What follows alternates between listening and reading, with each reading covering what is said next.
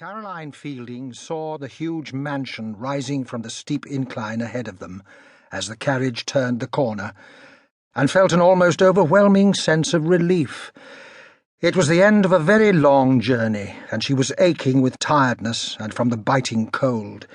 First there had been the early morning ride to the station in London. The platforms had been crowded, and it had been difficult to push their way to the train with all the luggage in tow, trying not to bump into people. She'd been glad to find their seats for the journey to York. In York they had disembarked. One piece of luggage had been mislaid, and as time was short, they were desperate to find it.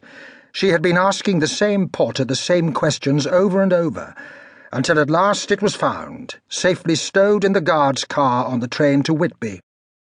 Then she and Joshua had almost run along the platform as the carriage doors began to clang shut, the engine belching steam and smuts, and they scrambled on just as the train began to move. Now, in the dark, surrounded by the newly fallen snow, they rode in a 2-horse carriage from Whitby up to the cliff edge and this house where they would spend the whole Christmas holiday, if you could call it a holiday. Caroline turned to look at Joshua beside her. Aware of her movement, he touched her gloved hand lightly. "A bit brooding, isn't it?" he said ruefully.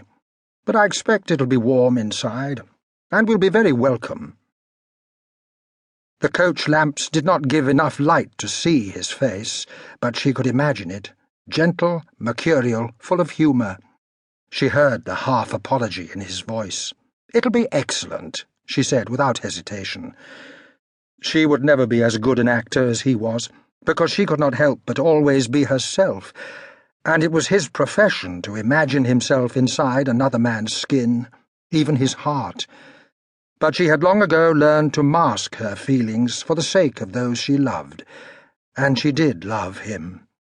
However, there were fears that crowded her every so often, because she was so much older than he, and she did not belong to the world of the theatre as he did. She feared she would always be an outsider, too old for him in the eyes of his fellows, too ordinary, undramatic, and painfully respectable. Yet she would have been miserable had she not married him, if she had given in to conventionality and remained a widow after her first husband's death. And she loved Joshua so much.